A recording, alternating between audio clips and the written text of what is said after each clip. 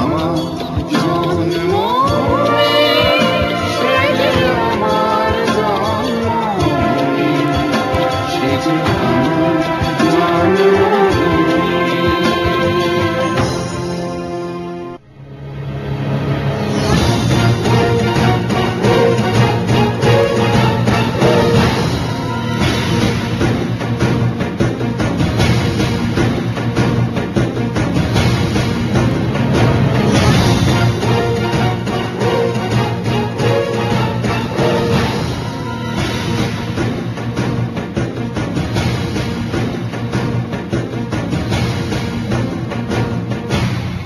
বাংলাদেশের বাইরে পৃথিবীর বিভিন্ন প্রান্তে যেখান থেকে চ্যানেলে দেখছেন আপনাদের সকলকে সাদর আমন্ত্রণ তৃতীয় মাত্রা দেখবার জন্য। তৃতীয় মাত্রা কথা বলবার জন্য আমার অতিথি দুজন অর্থনীতিবিদ।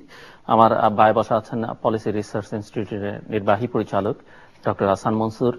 আমার ডানে রয়েছেন ডক্টর সেলিম জাহান। ডক্টর সেলিম জাহান জাতিসংঘের মানব উন্নয়ন প্রতিবেদন দপ্তরের পরিচালকের দায়িত্ব পালন করছেন, হিউম্যান ডেভেলপমেন্ট রিপোর্ট অফিসের, এবং এর লিড অথর হিসেবে তিনি কাজ করছেন এবং সম্ভবত প্রথম বাংলাদেশি এবং সেকেন্ড সাউথ এশিয়ান।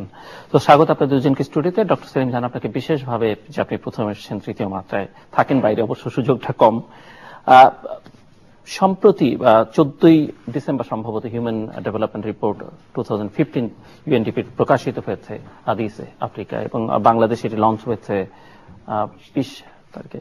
তো একটু ইন আ নাটশেল আপনি একটু আমাদেরকে ব্রিফ করবেন যে এই প্রতিবেদনে আসলে কি আছে, প্রতিবেদনের সারমর্মটাকে, এবং সেখানে যদি আপনি আমরা বাংলাদেশ থাকে বাংলাদেশ সম্পর্কে একটু শুনতে চাইবো।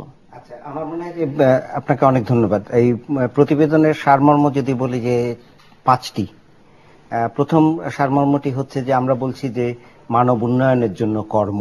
এখন এই কর্মের ব্যাপারটিকে আমরা একটু বিস্তৃতভাবে দেখেছি। এটাতে শুধুমাত্র মজুরি ভিত্তিক কাজকেই আমরা দেখিনি, আমরা ঘরের ভেতরে যে সমস্ত সেবামূলক কাজ করা হচ্ছে যার জন্য মজুরি নেই সেটাকে আমরা দেখেছি, স্বেচ্ছাসেবী প্রতিষ্ঠান বা ব্যক্তি যে সমস্ত কাজ করেন তাকেও আমরা অন্তর্ভুক্ত করেছি, এবং সেই সঙ্গে সঙ্গে সৃষ্টিশীল কাজ, যেমন মনে করা যাক একটা বই লেখা কিংবা একটা চিত্র যদি আপনি অঙ্কন করে থাকেন তো সেটাকেও আমরা দেখেছি। আমরা মনে করি যে মজুরি ভিত্তিক কাজের একটা বড় ভূমিকা আছে, কিন্তু মানব উন্নয়নের জন্য এই কাজের পরিধিটা আরো বিস্তৃততর হওয়া দরকার, সেটা প্রথম কথা।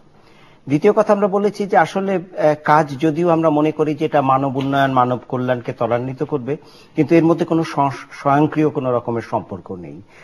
আমরা অনেক ক্ষেত্রে দেখতে পেরেছি যে বহু কাজ আছে যেটা হয়তো মানবাধিকারকে লঙ্ঘন করে, বহু কাজ আছে যেটা মানুষের যে মর্যাদা সেটাকে হয়তো বিঘ্নিত করে, আবার এমন অনেক কাজ আছে যেমন মনে করুন যে খনি শ্রমিকেরা যে কাজটা করছেন সেখানে প্রতিদিন সেই কাজের দ্বারা তারা কিন্তু এক ধরনের পরিস্থিতির মধ্যে পড়েন যেখানে তাদের জীবন বিঘ্নিত হতে পারে। তৃতীয় যে কথাটি আমরা বলেছি যে এই কর্মের যে জগৎটি এটি খুব দ্রুত বদলাচ্ছে, কাজের সংজ্ঞা বদলাচ্ছে, আমরা কি করে কাজ করি সেটা বদলাচ্ছে, তথ্য এবং প্রযুক্তিগত উদ্ভাবনের জন্য কাজের যে প্রকৃতি সেটা বদলাচ্ছে, সঙ্গে সঙ্গে বিশ্বায়নের সঙ্গে সঙ্গেও আমাদের মনে হয় যে কাজের জগৎটা বদলাচ্ছে। এখন প্রশ্নটা হচ্ছে যে এই কাজের জগৎ যদি বদলায় তাহলে পরে এটা মানব উন্নয়নের উপরে কি ধরনের প্রভাব ফেলবে। কিছু আছে ইতিবাচক, কিছু আছে নেতিবাচক। নেতিবাচক দিকটি আমরা সবাই জানি যে আমরা আমাদের যে মুঠোফোন এবং অন্যান্য যে সমস্ত জিনিসপত্র নিয়ে থাকি তার ফলে বহু ক্ষেত্রেই আমরা সবসময় যেন কাজ করছি।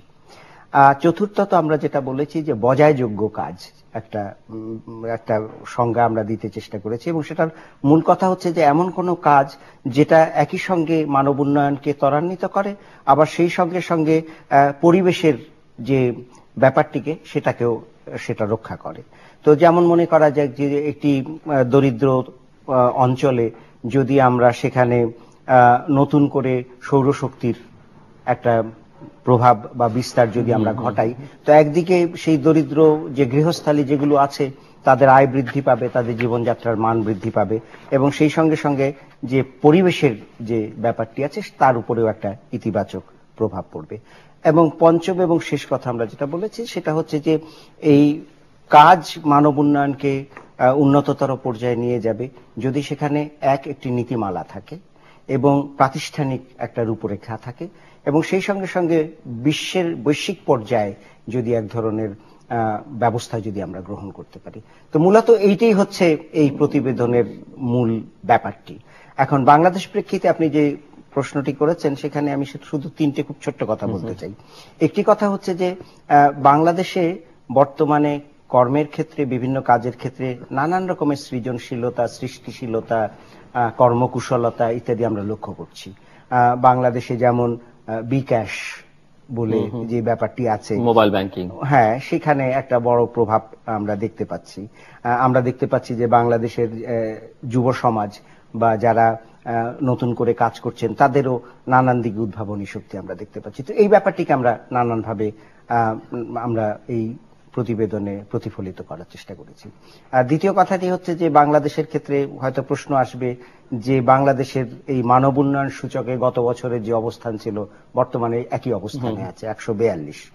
তো সেটা নিয়ে অনেকে প্রশ্ন তুলতে পারেন। তো সেইখানে আমার বক্তব্য হচ্ছে যে সূচকের অবস্থান কত সেটা আমরা নিশ্চয়ই দেখব, কিন্তু সূচকের অবস্থান তো শুধু একটি দেশের উপরে নির্ভর করে না, অন্যরা কি করছে তাদের উপরেও নির্ভর করে। তো সূচকের অবস্থানের দিকে না তাকিয়ে আমরা যদি সূচকের মানের দিকে তাকাই এবং মানের যে অগ্রগতি যেটা হয়েছে সেটা যদি আমরা লক্ষ্য করি তাহলে দেখব যে সেখানে এক ধরনের অগ্রগতি হয়েছে। যেমন মনে করা যাক 1990 সালে মানব উন্নয়ন সূচকের মান ছিল বাংলাদেশে 0.386। আজকে বাংলাদেশে মানব উন্নয়ন সূচকের মান হচ্ছে 0.570। হিসেব করলে দেখা যাবে প্রায় 48% বেড়েছে। এটা একটা বড় ব্যাপার, বড়।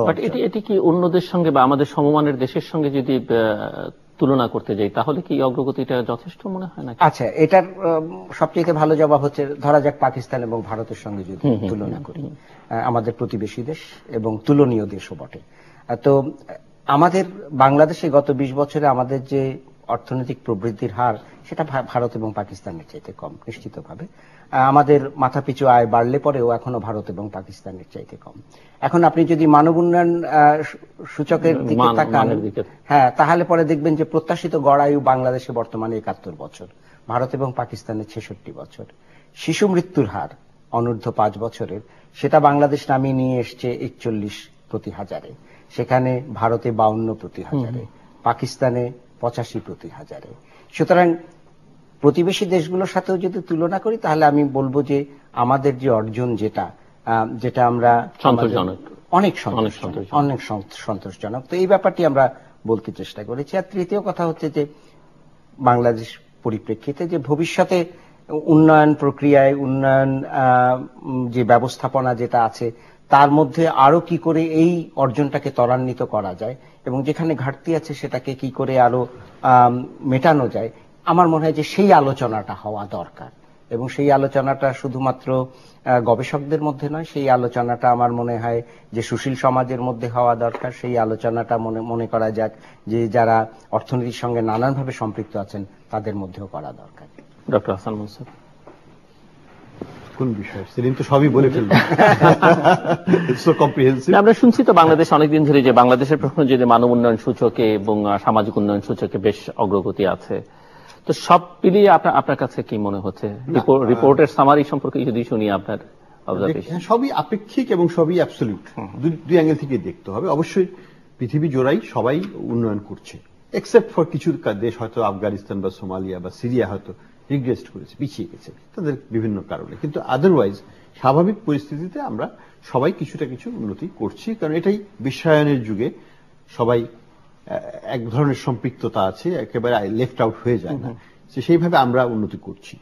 এবং এটাও লক্ষণীয় যে আমাদের যে ন্যারেটিভ আমরা পাচ্ছি বাইরে থেকে এবং ভেতর থেকে, সেটা মোটামুটি ভাবে একটা কনসিস্টেন্সি আছে যে সামাজিক ইন্ডিকেটরগুলোর দিক থেকে আমরা আপেক্ষিকভাবে আমাদের ইনকামের তুলনায় আমরা ভালো করেছি, এটা স্বীকার করতেই হবে। এবং এখানে বিভিন্ন রকমের ইনস্টিটিউশন তাদের রোল প্লে করেছে। তাদের মধ্যে আমি বলবো যে আমাদের যে এনজিও গোষ্ঠী আছে তাদের একটা বিরাট ভূমিকা আছে, সরকারের তো ভূমিকা সব থাকতেই হবে, এবং একই সাথে দাতা গোষ্ঠীরও এখানে এমফেসিস অন সোশ্যাল সেক্টরে তাদের ডেভেলপমেন্ট পার্টনার তাদের যে রোলটা সেটা অনস্বীকার্য। তো সব মিলিয়ে আমাদের এই উন্নয়নটা লক্ষণীয়। তারপরেও বলতে হবে যে 142 গর্বিত হওয়ার মতো কিছু নয়। এখানে কতটি দেশের মধ্যে? 188। তো এখানে আমাদেরকে অনেক দূর যেতে হবে। এবং তবে এটা ঠিক যে যদি 1-এর মধ্যে আমরা 0.57 থাকি, আমাদের লক্ষ্য হবে, প্রথম লক্ষ্য হচ্ছে 1-এর কাছাকাছি যাওয়া। সেটা হচ্ছে প্রথম লক্ষ্য। কারণ তারপরে হচ্ছে যে আমরা অন্যদের তুলনায় যেন ভালো করতে পারি। কিন্তু যদি আমি 1-এর কাছাকাছি যাই, আমি কোথায় আসলাম সে ইম্যাটেরিয়াল, কিন্তু তখন আর সেটা ইম্পর্টেন্ট নয়। কাজে আমি এমফাসিস দিচ্ছি যে আমাদেরকে প্রতি বছরই এই ইন্ডেক্সের দৃষ্টিকোণ থেকে সামনের দিকে এগোতে হবে, ইন অ্যাবসলিউট টার্মে প্রথমে, অর্থাৎ 1-এর কাছাকাছি দিকে যেতে হবে ক্রমান্বয়ে, পিছিয়ে যেন কোনো মতেই না যাই, সেটা একটা জিনিস। আর 2 নম্বর হচ্ছে যে আমাদের যে উন্নয়নের যে এই ধারাটা, অর্থাৎ আমাদের অর্থনৈতিক উন্নয়ন হচ্ছে, কিন্তু তারপরেও কিন্তু আমরা এখনো ভারতের প্রায় অর্ধেকের কাছাকাছি আমাদের মাথাপিছু আয়। এটা তো অনস্বীকার্য। আমাদের এই মাথাপিছু আয়ের যে একটা ওয়েট সব ইন্ডেক্সে কিন্তু এটার পরে, এটা কিন্তু অনস্বীকার্য। সবাই, পৃথিবীর অনেকেই বলবে যে হ্যাঁ আমাদের অনেক রিজার্ভ আছে, আমাদের এটা আছে, এটা আছে, কিন্তু জনগণের পারচেজিং পাওয়ার, জনগণের ক্রয় ক্ষমতা যদি আমরা বাড়াতে না পারি, তার আলটিমেট ওয়েলফেয়ার কিন্তু আসবে না।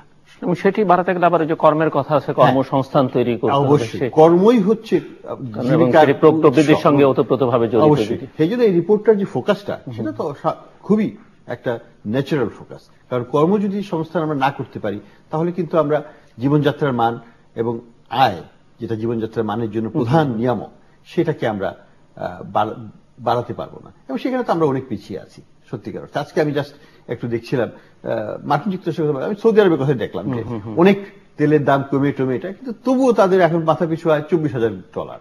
তো সেটা তো এখন স্বীকার করতে হবে। তা আমাদের অনেক দূর যেতে হবে, আমাদের আত্মসন্তুষ্টির কোনো স্কোপ এখানে নাই, সবাই মিলে এগোতে হবে। আমি একটু যদি আপনাকে জানতে চাই, কর্মসংস্থানের ব্যাপারটা বাংলাদেশকে কি সন্তোষজনক কোনো অগ্রগতি আপনি লক্ষ্য করেন?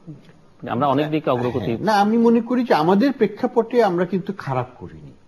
কারণ আমরা মোটামুটি ভাবে গত বিশ্বব্যাংকের যে লেটেস্ট রিপোর্ট অন এমপ্লয়মেন্ট এসছে, তাতে গত 15 বছর আমাদের প্রায় 1.8, 1.7 এরকম করে কর্মসংস্থান হয়েছে মিলিয়ন প্রতি বছর।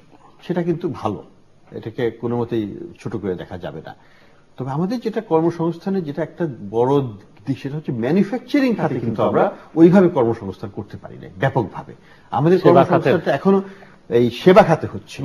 এগ্রিকালচার থেকে ফর দ্য ফার্স্ট টাইম 2010-এর যে লেবার ফোর্স সার্ভে, প্রথমবারের মতো আমরা এগ্রিকালচারাল লেবারে অ্যাবসলিউট ডিক্লাইন দেখলাম প্রথমবার। এটা একটা খুবই ইতিবাচক একটা ঐতিহাসিক ঘটনাই বলবো আমি। কারণ যে কোনো দেশের উন্নয়ন সোপানে প্রথম হচ্ছে যে আমরা এগ্রিকালচার খাত থেকে আমাদের বের হয়ে আসতে হবে, ওখান থেকে লেবার কমিয়ে আনতে হবে এবং তাদেরকে অন্য জায়গায় সংস্থাপন করতে হবে। সেটা আমরা একটু সাকসেসফুল হয়েছি এবং এই ধারাবাহিকতা রাখতে হবে। দ্বিতীয় যেটা হচ্ছে, এরা যাচ্ছে কোথায়? এরা কিন্তু এখন পর্যন্ত ম্যানুফ্যাকচারিং সেইভাবে ব্যাপকভাবে যাচ্ছে না। এরা এখনো একটা ইনফর্মাল সার্ভিস সেক্টরের মধ্যে সীমাবদ্ধ আছে। তারা কারা?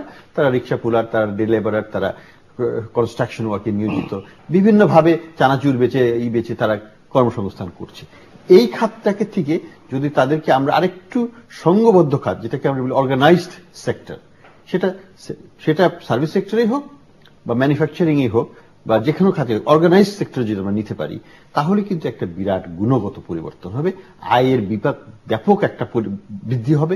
এবং সেটা যদি আমরা করতে পারি, তাহলে আমি বলবো যে আমরা আমাদের জনগোষ্ঠীর জন্য ইনকাম এবং তাদের ওয়েলফেয়ারের জন্য একটা বিরাট উল্লম্ফন আমরা অর্জন করতে পারবো। ডক্টর সেলিম জাহান, আমার মনে হয় যে আহসান যে কথাগুলো তুলেছে সেগুলো অত্যন্ত গুরুত্বপূর্ণ এবং সেই দিকে আমাদের মনোযোগ দিতে হবে। আমি ওর কথার সঙ্গে আর কয়েকটা কথা যোগ করতে চাই। তার প্রথম কথাটি হচ্ছে যে মাথাপিছু আয় বাড়াতে হবে, এর কোনো বিকল্প নেই। এর কোনো বিকল্প নেই, কারণ আমরা জানি যে মানব উন্নয়নের জন্য মাথাপিছু আয়টা হচ্ছে আবশ্যিক শর্ত। তবে আমরা যেটা মনে করি যেটা পর্যাপ্ত শর্ত নয়।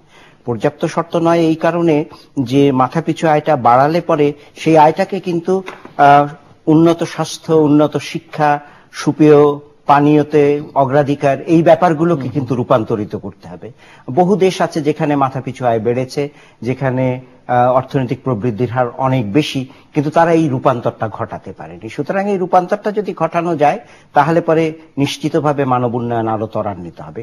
তবে আহসান যেই মৌলিক কথাটি বলেছে, সেটা হচ্ছে যে উন্নয়নকে যদি বজায়যোগ্য করতে হয় তাহলে মাথাপিছু আয় বাড়ানো ব্যতীত অন্য কোনো বিকল্প নেই, এইটা একটা। আর দ্বিতীয়ত কর্মসংস্থানের দিক থেকে আমরা সাধারণত যারা অর্থনীতির ছাত্র, আমাদেরকে সবসময় বলা হয়েছে যে যখন অর্থনৈতিক উন্নয়ন হবে তখন আস্তে আস্তে কৃষির ভাগটা কমে আসবে, শিল্পের ভাগটা বাড়বে এবং তারপরে তুমি সেবামূলক খাতে যাবে। আমরা লক্ষ্য করছি যে বিভিন্ন দেশে বর্তমানে কৃষির ক্ষেত্রে শুধুমাত্র যে জাতীয় আয় তার অংশ কমে আসছে তাই নয়, যে কথাটি আসান বলল যে যেটা একটা ঐতিহাসিক ব্যাপার, যে কৃষি খাতে আসলে কর্মসংস্থানের অংশটিও কমে আসছে। তো এরা যাচ্ছে অ্যাবসলিউট নাম্বারটা কমে গেছে এবং আচ্ছা তাহলে পরে অনপেক্ষ যে সংখ্যাটি সেটা কমে আসছে। তো এটা যদি কমে যায় তাহলে তারা যাচ্ছে কোথায়? এখন তারা যদি অনানুষ্ঠানিক খাতে, অর্থাৎ যেটা অসংগবদ্ধ সেরকম একটা খাতে যদি যায়, তাহলে আমরা ধরে নিতে পারি যে সেই খাতের যে সেবামূলক কাজগুলো যারা করছে সেটা কিন্তু নিম্ন দক্ষতা সম্পন্ন সেবামূলক কাজ। তো এখন বিভিন্ন দেশে তথ্য প্রযুক্তির বিস্তারের সঙ্গে সঙ্গে, সেই সঙ্গে সঙ্গে আর্থিক খাতের বিস্তারের সঙ্গে সঙ্গে যে সেবাটা আমরা দেখতে পাচ্ছি সেটা কিন্তু উচ্চমানের সেবা, এবং সেই সেবার জন্য একটা উচ্চমানের দক্ষতাও দরকার। সুতরাং এক নম্বর কথা হচ্ছে যে শিল্প খাত যদি আমরা বিস্তৃত না করতে পারি তাহলে অর্থনীতির যে মূল ভিত্তি যেটা সেটা আমরা বিস্তৃত করতে পারবো না।